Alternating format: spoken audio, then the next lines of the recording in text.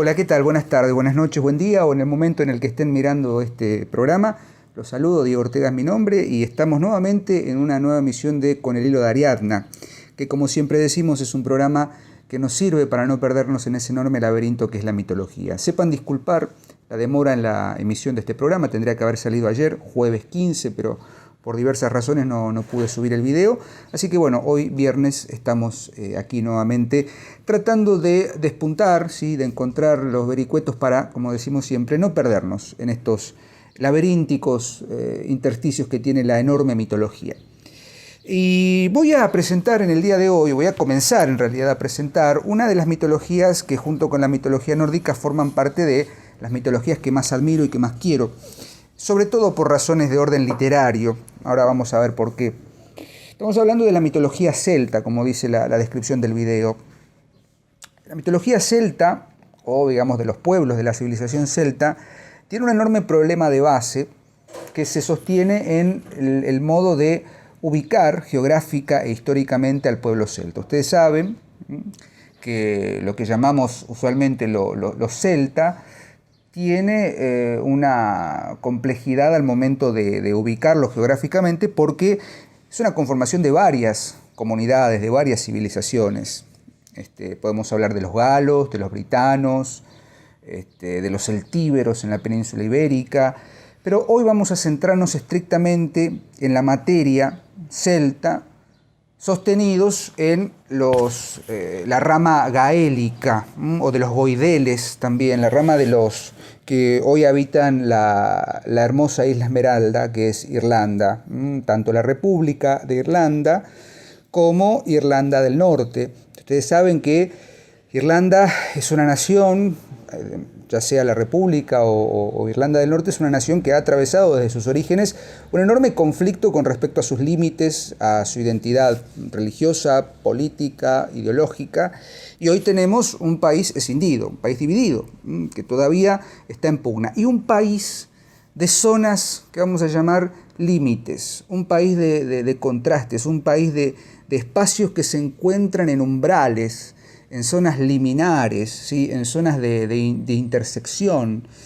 Y en ese sentido, la intersección entre el gaélico como lengua, el inglés como lengua dominante, etcétera, digamos, el intersticio que se da entre una religión fuertemente anglicana, en la rama más inglesa, digamos, de Irlanda del Norte, y otra fuertemente católica. Irlanda es un país católico por antonomasia, y esa condición o esa idiosincrasia irlandesa de la intersección de elementos es una característica propia de su mitología, ¿sí? Vamos a ver entonces algunos aspectos generales. Este programa o este tema va a tener una segunda parte de aquí a 15 días cuando me toque nuevamente el turno para exponer, porque en un solo programa de 30 a 40 minutos no creo que pueda agotar todas las posibilidades, sobre todo lo que tiene que ver con la conformación de las divinidades. Ya sería bueno empezar a hablar de algunas divinidades. Sebastián habló el jueves pasado,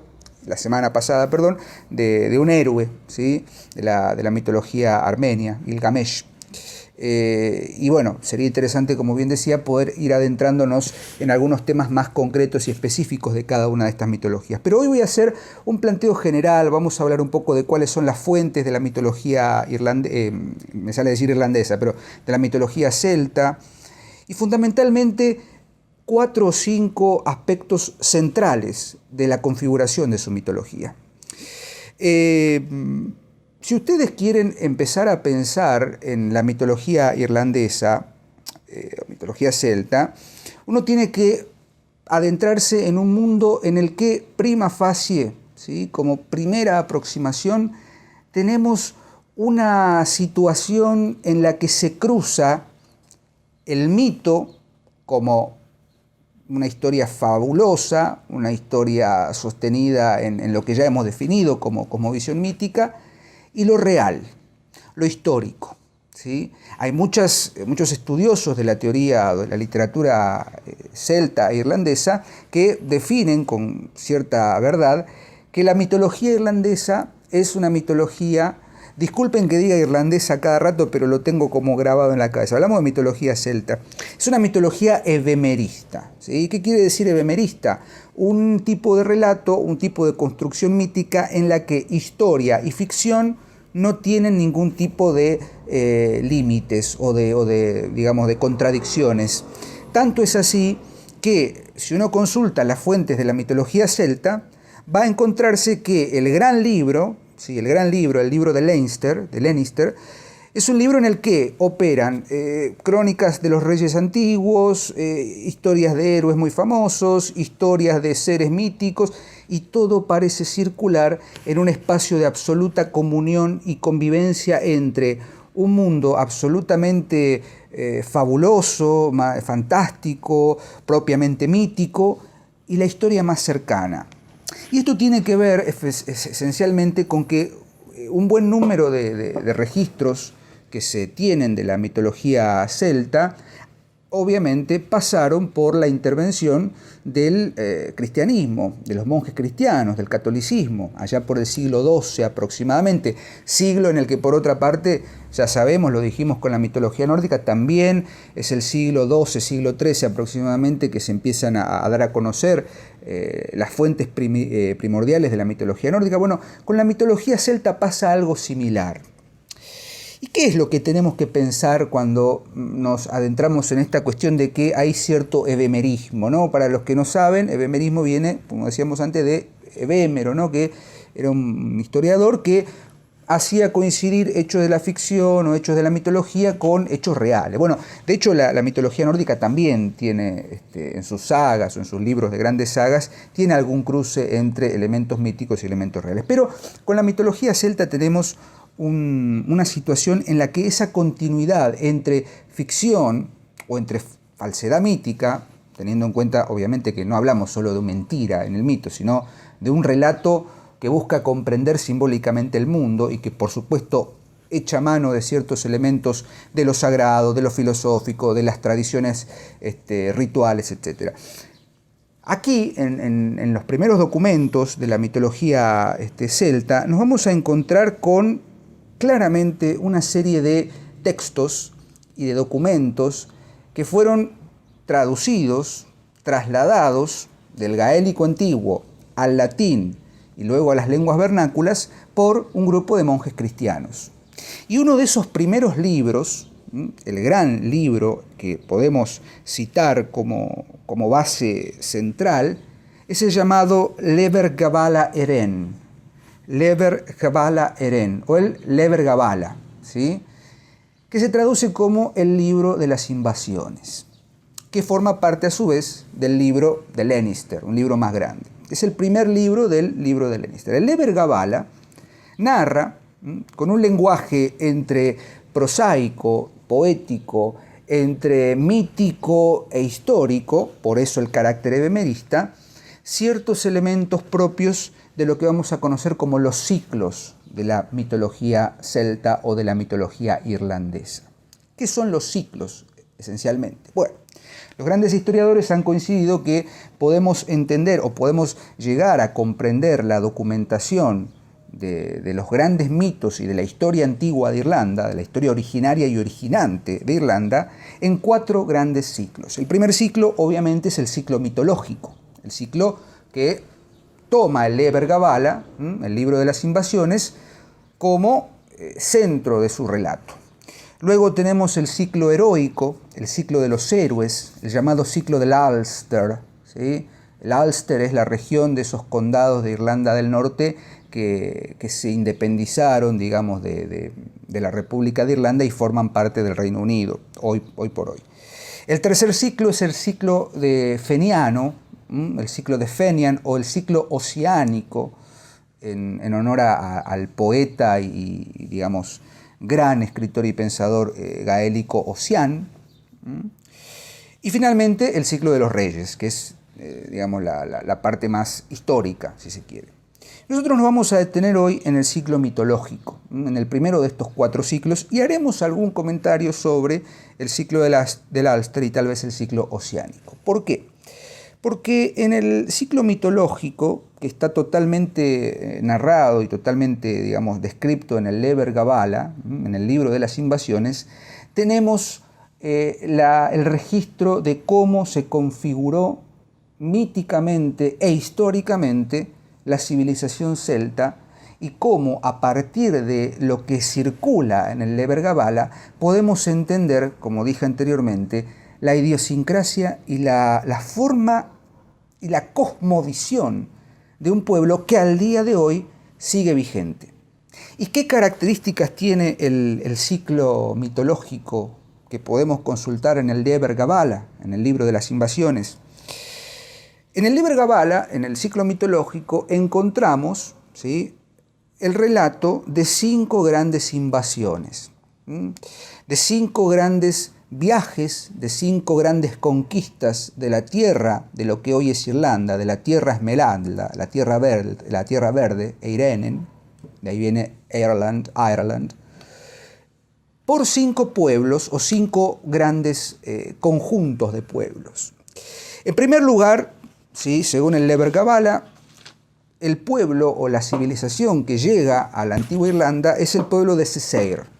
Cessair es una mujer que se le atribuye ser nieta de Noé, con lo cual ahí ya tenemos un primer elemento asociado con la influencia de los monjes católicos y cristianos, ¿no? Se dice que Cessair es una de las nietas o es de la descendencia de Noé, con lo cual ya hay un contacto con el mundo semítico, ¿sí?, el mundo hebraico antiguo. Ya ahí tenemos un primer elemento de cómo va esa mutación y ese elemento antediluviano, ¿sí?, se va colando poco a poco en la cosmovisión irlandesa.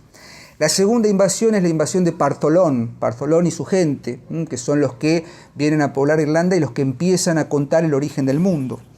La tercera invasión es la invasión de Nemed y su pueblo, ¿sí? Y ahí es donde empieza a bifurcarse la historia y ahí empieza lo más interesante del ciclo mitológico, porque del pueblo de Nemed va a haber una escisión, el pueblo de los Firbolg y el pueblo, atención con esto, de los Tuath de Danann o los Tuatha de Danann, ¿sí?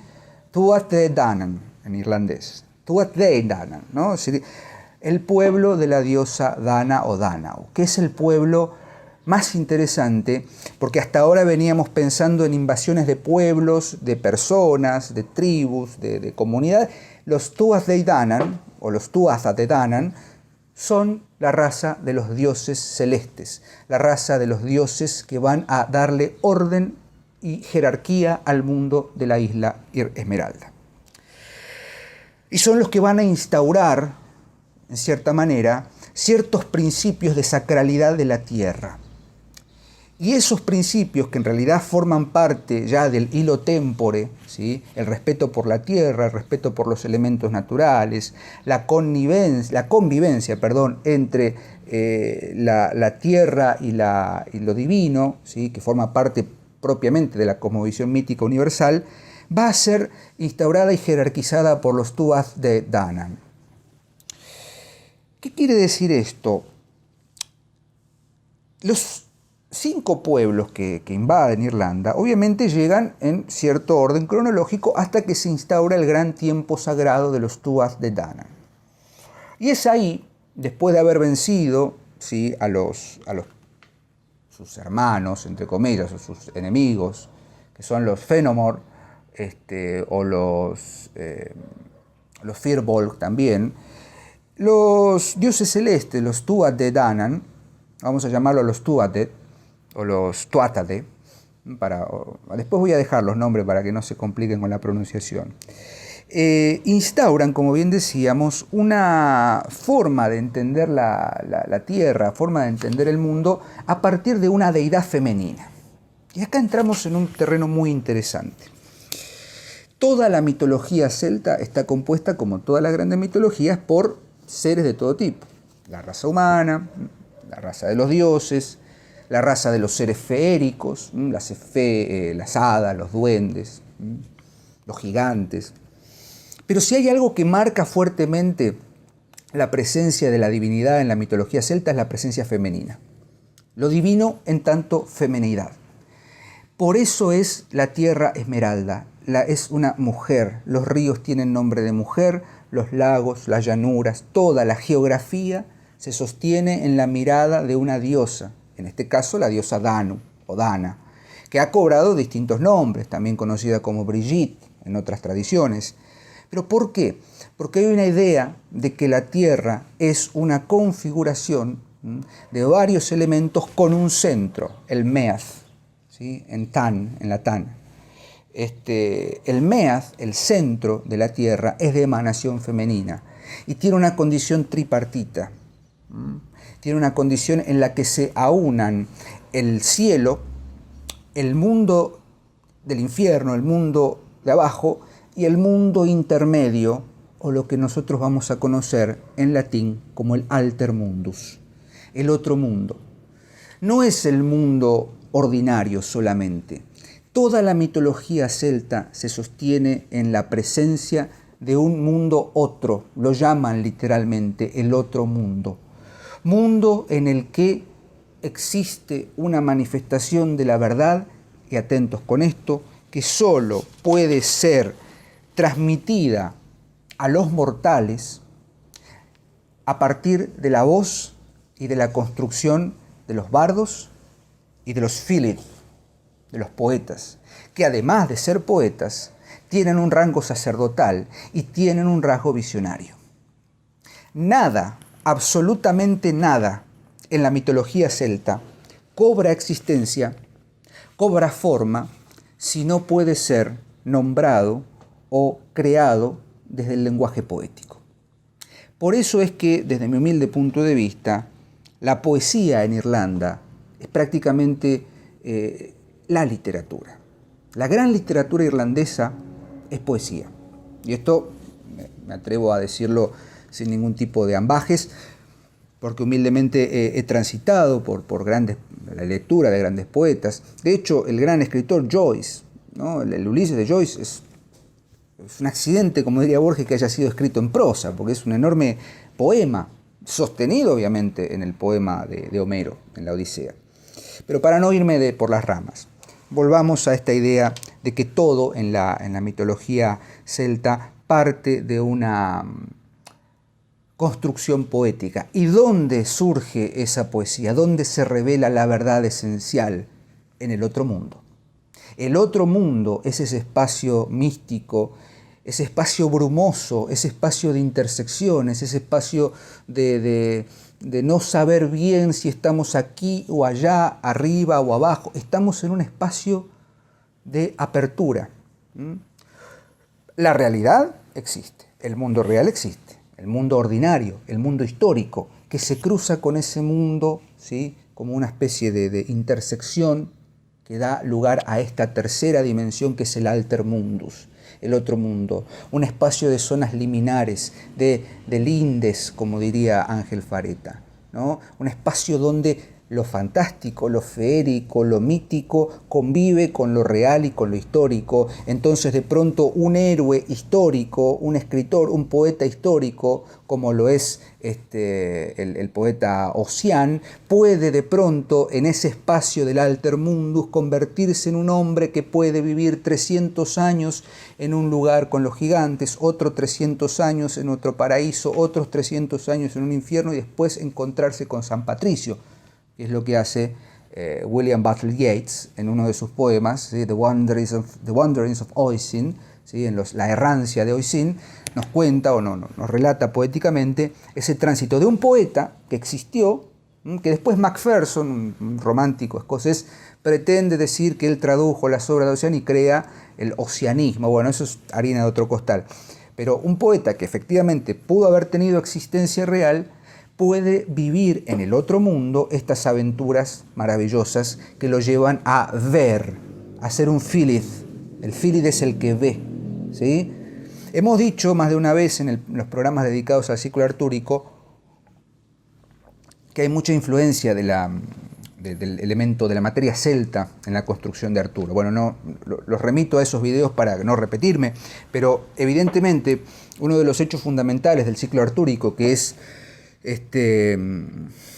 la visión de, no recuerdo ahora, perdón, quien ve la lanza herida, no me voy a acordar el nombre ahora, miren, esto darán cuenta ustedes que no tiene edición porque estamos así, nos lanzamos sin red, pero Parsifal, ahí está, la versión de Perceval o Parsifal, viaja a un castillo que está en el otro mundo, el castillo del rey Amfortas, del rey Tullido, y allí puede ver, y en realidad no ve, porque el conflicto de Parsifal es que no puede ver y por eso no puede preguntar, pero es un mundo absolutamente sostenido por la idea de que en la mitología celta no hay tanta unilateralidad. Este es el mundo de los dioses, este es el mundo de los mortales, este es el mundo de ultratumba o de los muertos, como en la mitología nórdica o como en la mitología griega. Hay un continuo ida y vuelta, y solamente a través de la visión del poeta uno es capaz de comprender los misterios, porque esos misterios del otro mundo en la mitología celta circulan a través de la palabra poética. Todo cobra forma si puede ser nombrado, si puede ser, por ende, poetizado. ¿Y dónde está la base de la poesía? En ese mundo alterno. ¿Y quiénes son los que traen la esencia de ese mundo alterno? ¿Quiénes son los que aparecen desde el pueblo de la bruma, como lo llama Ana Silvia Karasik en su libro El pueblo de la bruma, que es un libro que recomiendo fuertemente, se consigue acá en Argentina? Silvia Karasik es la titular de la Cátedra de Literaturas Orientales en la Universidad de El Salvador, así que también vaya nuestro reconocimiento a su enorme trabajo de investigación sobre las tradiciones celtas. Después voy a hacer el recorrido bibliográfico, pero ella titula su libro, respecto al ciclo mitológico irlandés, El pueblo de la bruma, en honor a los Tuatha de Danann. ¿Por qué? Porque según el mito del Lever Gabála, los Tuatha de Danann llegan a Irlanda montados en unas nubes mágicas, en unas nubes oscuras, y traen consigo 4 grandes prodigios. Traen el caldero lo tengo acá, el caldero de Dagda, la lanza de Lugh, la piedra de Fal, la espada de Núada. Son prodigios para la guerra, pero que justamente son prodigios porque son mágicos y porque vienen de un mundo no forjado por el hombre, vienen de un mundo absolutamente feérico, en un mundo absolutamente mágico, en un mundo absolutamente relacionado con lo divino, pero forma parte, ¿sí?, del caudal del hombre, de la raza humana. Posteriormente, ¿sí?, en las distintas batallas de Mechtureid o de Matureid, también Mechtureid es una región de Irlanda, los Tuatha de Danann van a ir ganando diversas batallas y apoderándose y, como bien dije anteriormente, ubicando a Irlanda en una región jerárquicamente pacífica, y van a ir configurando la cosmovisión propia de esta mitología. ¿Qué podemos decir entonces de esta primera aproximación? No podemos hablar de una mitología que tenga una cosmovisión realmente clara en cuanto al origen y al fin del mundo, porque hay varias versiones, depende de qué se quiera mirar, depende de qué parte del ciclo mitológico estemos tomando, qué parte de las 5 invasiones estemos tomando, porque de pronto hay un relato en el ciclo correspondiente a Partholón que sostiene que el mundo fue creado de la ducha de 2 toros que se golpearon y que se desmembraron y fueron formando la... No importa en realidad para la cosmovisión. ¿Por qué? Porque acá viene algo importante. La civilización celta entiende que el mundo ya es lo que es y que en todo caso lo que se busca con la mitología es tratar de entender eso que ya es y no tratar de entender de dónde vino y cómo va a terminar. ¿Se comprende esto? Es decir, lo importante del mito de los Tuatha de Danann, los mitos propios del ciclo mitológico, giran en torno de la interacción entre el mundo que conocemos y ese otro mundo. Y no tanto en, bueno, ¿cuál es el origen? Porque también el panteón de dioses gaélicos, celtas, es muy complejo. Porque no llegan a ser una raza de dioses absolutamente pura, porque se van, interrelacionando con los hombres, con los pueblos que ya estaban, que ya habían vivido en Irlanda. Porque no es que con el Lever Gabála, en el libro de las invasiones, se llega a un pueblo inhóspito. La isla ya estaba habitada y en todo caso hay una convivencia. Por eso se invade, no se descubre, no se crea. Por eso el Lever Gabála, el libro de las invasiones. Había alguien en la isla. había civilizaciones, había pueblos, comunidades. Lo que hay es luego una enorme convivencia y un enorme enriquecimiento entre distintas tradiciones, ¿sí? Y ni hablemos de la fuerte influencia del cristianismo y de toda digamos, el acervo y la visión del mundo cristiana y católica que viene a impartirse en las mitologías y en las posteriores leyendas y el folclore irlandés. No olvidemos la famosa leyenda de San Patricio. Cada 17 de marzo en Irlanda se celebra el Día de San Patricio en honor al santo que erradicó las serpientes, que son la tentación, que son el mal, de Irlanda e instauró el catolicismo y empezó, digamos, a, entre comillas, despaganizar la isla al punto de que hoy es uno de los países católicos más importantes de la Iglesia Católica, Irlanda. Pero observen ustedes lo simbólico de la leyenda, ¿no? San Patricio es un personaje que aparentemente habría existido, de hecho sí existió, Saint Patrick, ¿sí? un obispo católico. Pero lo que es fabuloso es que él haya, como milagroso, haya expulsado toda la serpiente, que por otra parte nunca hubo serpientes, por lo menos en la isla de Irlanda. Por una cuestión de clima, por una cuestión de configuración geográfica, era imposible que los ovidios florecieran en Irlanda, pero el mito dice, bueno, viene San Patricio con el trébol de 3 hojas para enseñar la Trinidad, ¿sí? Por eso se habla del trébol de 4 hojas, un giro de tuerca interesante. Viene con ese trébol para expresar justamente la idea de la Trinidad. La diosa Danu también es una diosa trinitaria, ¿sí? Hay muchísimos elementos que tienen que ver con lo numérico, con lo simbólico en la mitología celta, que me voy a tomar el tiempo en la segunda parte para desarrollar con mucha más soltura. Pero, por ejemplo, la diosa Danu, que es madre de los Tuas de Danu, tiene 3 condiciones, ¿sí? Tiene 3, digamos, potestades o habilidades. La profecía, por un lado, la protección en la batalla y la fertilidad de la tierra. O sea, en la figura femenina, de las deidades femeninas, hay una concepción trinitaria. Con lo cual volvemos a lo mismo.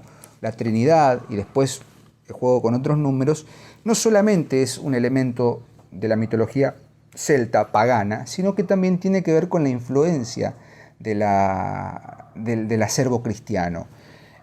La diosa Danu tiene diversas advocaciones o manifestaciones. Es la Virgen María, la madre de todos, ¿sí?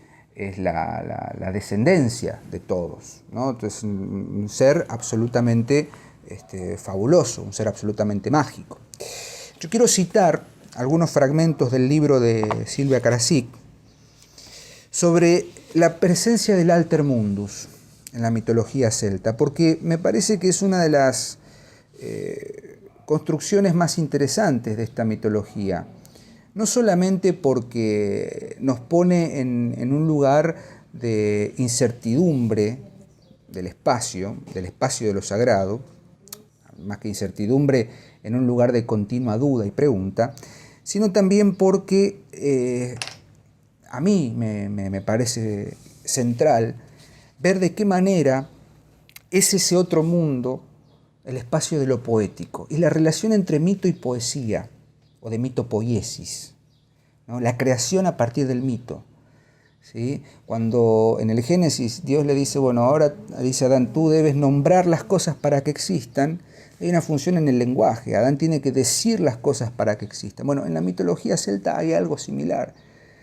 La realidad cobra existencia si se puede nombrar, y eso solamente se puede nombrar en la voz del poeta, del bardo, del fidi, y eso se va trasladando oralmente. Dice Karasik,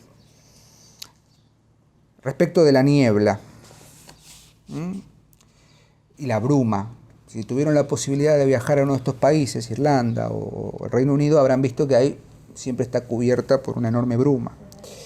La imagen simbólica de la niebla, así como su plasmación y función mítica, responde a una experiencia de la realidad como algo que se torna indeterminado, sin límites precisos, diluida. Habría un cambio en la imagen de la realidad, pero se experimentaría a la vez como un cambio en la realidad misma. Lo que antes se manifestaba nítidamente, luego se tornaría impreciso y finalmente inmanifestado. Hay que recuperar aquello que quedó en la bruma. Hay que recuperar aquello que en algún momento se manifestó y ahora es inmanifestado. Eso es lo grandioso del alter mundus gaélico, del alter mundus celta. Es un espacio de apertura, un espacio de reencuentro con aquello que se ha perdido. Sigo. Las puertas del Cide, de este otro mundo, se abren en esos momentos multiplicando la realidad visible e invisible en miles de laminaciones inaccesibles casi a los sentidos. Es ese carácter de semi-manifestación lo que pluraliza las virtualidades feéricas tan anheladas y atrayentes como temidas por el hombre celta, porque el mundo ajeno, el alter mundo, también genera algún tipo de incomodidad, de inseguridad, porque es la anulación de todas las certezas. Volvemos a lo que hemos dicho más de una vez. Es el elemento platónico, ¿no? La distinción entre el mundo de las ideas, el eidos, y el mundo sensible. Pero acá hay una complejidad, porque este no es un mundo y otro, es un mundo que está dentro de este mundo que conocemos. La idea de alter mundus, por otra parte, que no es nuestra, está muy bien analizada en un libro llamado, acá lo tengo, La metáfora y lo sagrado, de Héctor Murena. Hay una excelente observación que hace Murena en este libro, La metáfora y lo sagrado, respecto del otro mundo y la función del poeta y del arte en ese otro mundo. La imagen del mundo que se aleja simultáneamente en el tiempo y el espacio provocaría una sensación de nostalgia por lo perdido, algo que no se recuerda pero se vislumbra. Ese sentimiento está presente tanto en la mitología como en el folclore celta. Miríadas de imágenes míticas hablan de paraísos, de lugares inalcanzables, ocultos o de casi imposible acceso que, más allá de ser lugares, son estados del ser. Fíjense cómo, leída detenidamente, el ciclo mitológico, ¿sí?, tiene elementos de una metafísica muy profunda. El alejamiento progresivo, lento y irreversible de ese mundo le imprime una nota dinámica, un movimiento, en contraste con el estatismo de otras concepciones, pero en casi todos los casos, ya sea que se utilice un lenguaje más o menos mítico o simbólico, está presente la memoria de una inocencia que el hombre dejó muy atrás y la necesidad de recuperarla si se quiere alcanzar ese lugar-estado del alma. Todos los relatos, todos los textos del ciclo mitológico y también del ciclo heroico y también del ciclo oceánico tienen ese elemento de buscar algo que se ha perdido merced a la apelación de la memoria. Mnemosine en la mitología griega, la madre de las musas. ¿Y qué son las musas? Las representaciones de las distintas artes, que son evocaciones. ¿Y qué es el poeta? Es alguien que recita, que puede poner en palabras aquello que ordinariamente el hombre no puede entender. Y siempre hay una evocación. Toda la mitología celta tiene este elemento absolutamente metafísico y absolutamente poético. Por eso es una mitología compleja.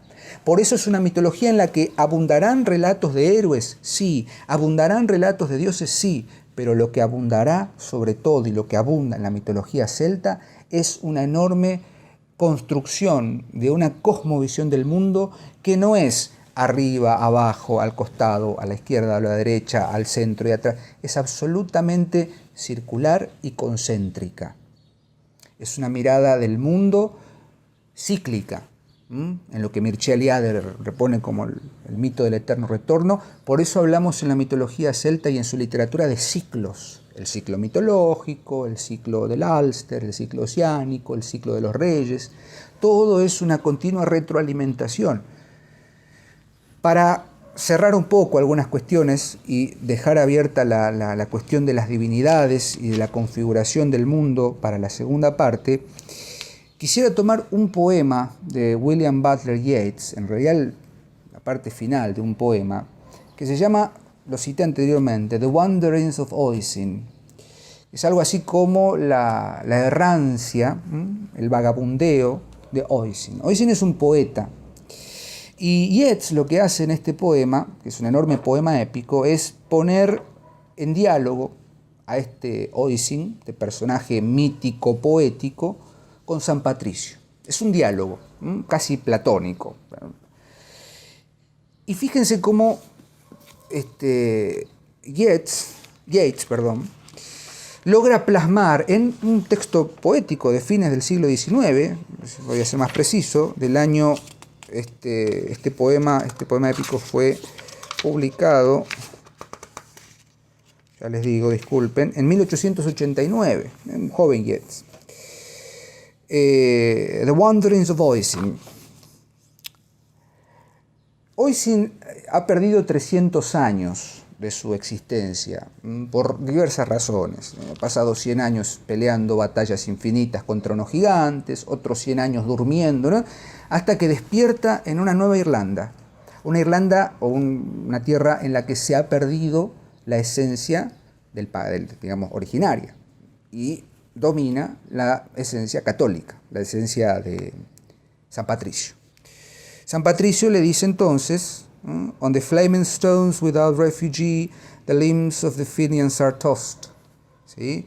En las piedras flameantes, sin refugio, los miembros, los cuerpos, los trozos de cuerpo de los fenianos, de los grandes héroes mitológicos, se han perdido.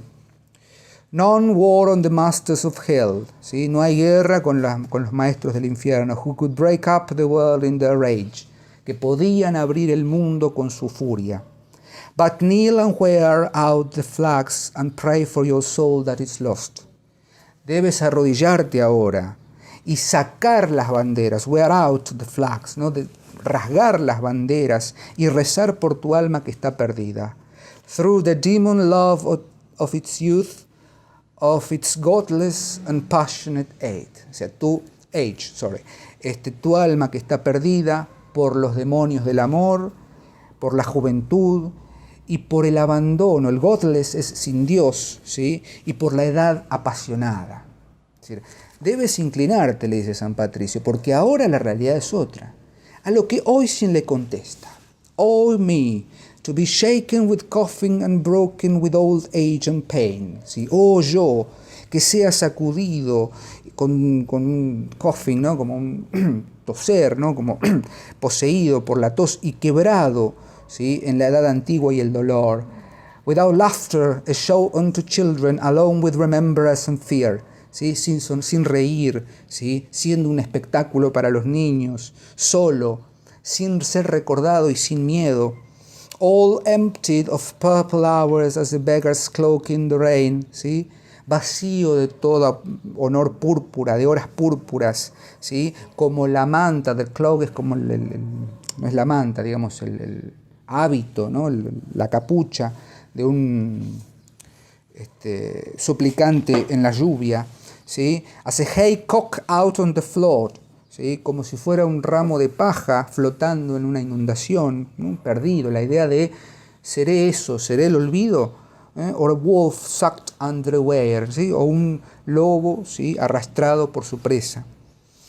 It were sad to gaze on the blessed and no man I loved of all there, ¿sí? Fue muy triste mirar a los bendecidos y no ver a ningún hombre de los que amaba en ese tiempo. I throw down the chain of small stones when life in my body has ceased. I will go to Keolit and Conan and Bran, Skeol and Lomer, and dwell in the house of the Fenians, be they in flames or at feast. Y abandonaré las cadenas de piedras pequeñas cuando la vida en mi cuerpo haya cesado, y me iré a Keolit, a Conan, a Bran, a Skeolan, a Lomer, ¿no? Tierras de los fenianos, y yaceré en la casa de los fenianos, estén estos ardiendo en flamas o de fiesta. Este poema de Yeats es la manifestación de que esa convivencia entre un mundo pagano y un mundo nuevo en realidad no es la anulación de uno sobre otro, es la recuperación de esto que veníamos diciendo. ¿Dónde están los fenianos? Estarán en el otro mundo, y en ese otro mundo las verdades no son solamente blanco y negro, hay un enorme gris en el medio. Eso es, en líneas generales, la esencia de la mitología celta. Sepan disculpar si no hubo mucho orden, mucha claridad, pero como saben, esto lo hacemos de un tirón. Libros para pensar, para empezar a leer mitología celta. Bueno, el Liber Gabala se consigue, está digitalizado en la traducción de Ramón Sainero, un gran estudioso español no solo de la mitología, sino de la literatura anglo-irlandesa. Tengo acá casi todos sus libros, los grandes, por ejemplo, los grandes mitos celtas y su influencia en la literatura anglo-irlandesa, leyendas celtas, sagas primitivas, ¿sí?, de Ramón Sainero, todos de la editorial Akal. Pero fundamentalmente yo recomiendo el libro de Silvia Karasik, El pueblo de la bruma, el ciclo mitológico irlandés, por editorial Caicrón. Se consigue, es una muy linda edición, inclusive tiene ilustraciones a color muy interesantes.